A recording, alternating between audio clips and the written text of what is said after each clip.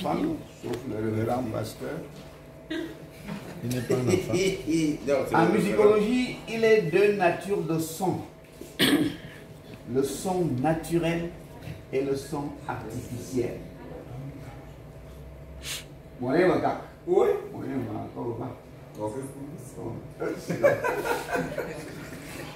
Le son naturel est celui qui émane des êtres de la nature qui respirent.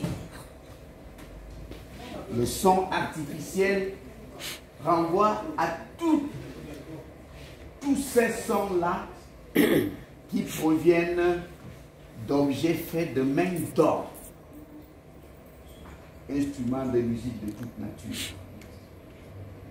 Toutes les anthropologies du monde sont convaincues de ceci, que le chant naît chez les humains de l'écoute des éléments de la nature. Des éléments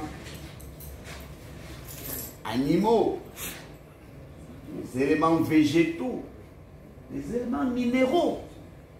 Quand l'eau vagit, quand l'eau mugit, le roucoulement, ce vagissement-là a inspiré chez l'être humain, vous venez quelqu'un n'aime pas, c'est pas ma langue, c'est la langue française, c'est ce qu'on dit. Cela inspire l'être humain et il essaie de reproduire ce vagissement, ce mugissement, ce roucoulement. Retenez également que chez le négro-africain, le concept de musique n'existe pas. Là, les disques commencent à être éraillés parce qu'on l'a trop écouté. Le concept musique n'existe pas. Parce que dès qu'on dit musique, le négro-africain comprend un triptyque. Trois éléments qui sont le chant, la danse et la parole poétique. Chant, danse, parole poétique, voilà l'expression musicale chez l'Africain qui ne conçoit pas qu'une musique ne soit pas chantée, qu'elle ne soit pas une invitation à la danse et qu'elle ne soit pas un exposé du beau langage. Monsieur, il n'est pas permis à monsieur tout le monde de composer le lyrics, les textes musicaux, parce que ce doit être, c'est l'apanage des maîtres de... Voilà. Et maintenant, une initiative comme celle de ce petit jeune homme, c'est un pauvre Yemaka, c'est un Yemaka qui parle, qui comprend ce qui se passe là. À vous ça. À vous ça.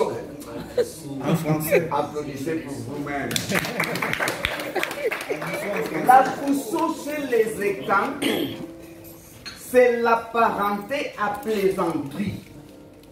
La parenté à plaisanterie est une très grande stratégie de règlement de conflits chez les écans. Comment est-ce que cela se passait? Quand deux clans étaient là, de guerroyer là, c'est L-A-S, fatigués. Ils étaient fatigués de faire la guerre. Alors, ils se juraient une paix éternelle sur la base de la mendication de la viande du sceau. Mendication, c'est le fait de manger de façon rituelle. Celui qui mange du sceau au restaurant ne pratique pas la mendication. C'est un gastronome, un gourmand. Mais alors les clans réunissaient leurs patriarches. On enterrait quelques parties du sceau qui avait été équarri. Équarrir, c'est, vous appelez ça dépecé. On enterrait certaines parties, mais d'autres, voilà. D'autres faisaient l'objet d'une mendication et on prêtait serment pour dire, à compter d'aujourd'hui, plus de conflits, plus de dissidence, plus de litiges entre nous. Et alors, les clans qui avaient scellé un pacte de non-agression appelés avousso, ces membres-là se permettent toute forme de plaisanterie, allant jusqu'à l'injure. Sans oublier que si un pauvre Yemekak, comme chez ce pauvre type, est décédé comme le pauvre roi qui vient de mourir, moi le Yemben, j'arrive, je tire ce pauvre cadavre par la patte, par le tire dehors. Il est obligé de dire, Anamboy, que veux-tu? Et moi je dis, je veux 15 porcs. Il m'en donnera juste un et il n'y aura pas de conflit. Maintenant, cela ne se limite pas uniquement aux plaisanteries. S'il a une agression par un autre clan, je n'attends pas qu'il invite ceux de mon clan. Nous volons à la rescousse. S'il a une mévente, s'il a, une mauvaise vente, une faillite agricole ou alors en termes de cheptel, je lui apporte de l'aide. Bien, solidarité. Je n'attends pas qu'il m'invite pour que je vole à son secours. C'est ça la plaisanterie apparentée à Vousso. Et ce pauvre, malheureux, ce pauvre m'a invité 3 ou 4 fois de suite à Strasbourg parce que sans moi, il n'est rien. les initiatives de la même nature qu'il a organisées là-bas n'auraient pas eu de la langue, n'auraient pas eu de l'importance. Yamagouk.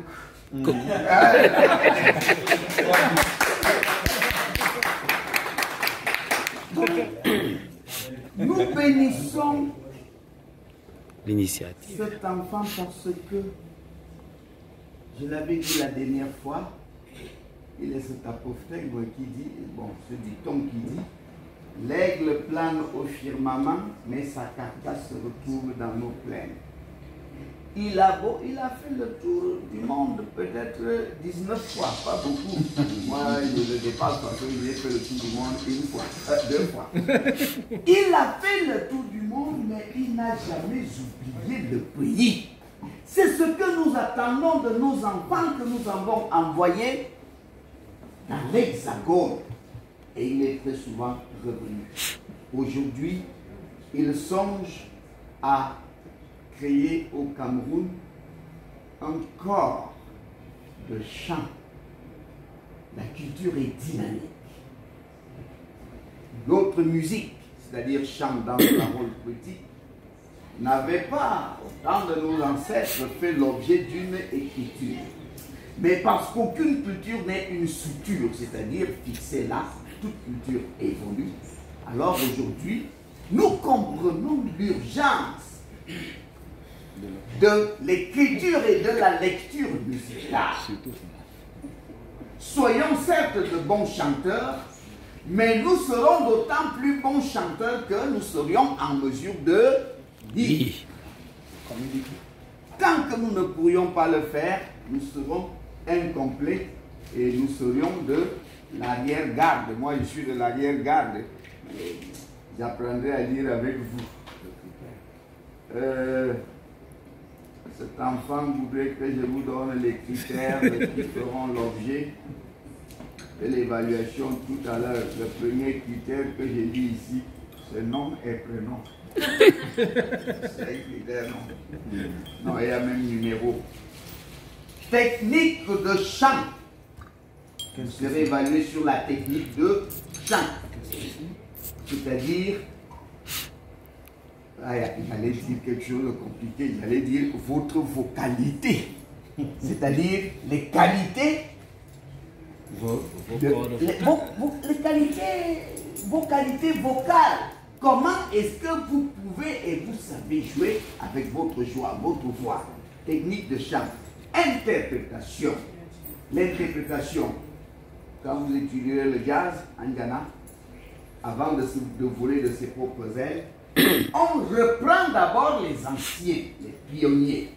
Alors, interprétation ici, c'est nous voulons vous voir comment est-ce que vous pouvez reprendre des classiques, comment vous pouvez reprendre des anciens, des pionniers. Il n'est pas interdit d'y ajouter de sa propre fantaisie, mais vous serez jugé sur l'interprétation également. La gestion de la scène, parce que pendant que la voix chante, nous aimerions quand même voir ce que vous faites de votre morphologie. Est-ce que votre corps, vos membres, votre tête, vos pattes, vos jambes,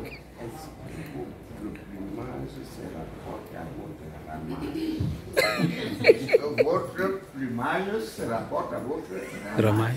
Ça, c'est quand nous étions à l'école primaire en 1963. Connaissance de l'heure. C'est pour ça que le jeune homme a insisté que vous nous exécutiez des mélopées que nous connaissons, afin que nous vous jugions des chansons que nous connaissons. La théorie musicale maintenant, montrez-nous que vous avez appris à lire et à écrire la musique. Pour ceux qui savent Que lire. tout ceci ne vous embête pas, parce que si vous avez le talent nécessaire, vous serez le premier. Applaudissez pour moi. Posez-moi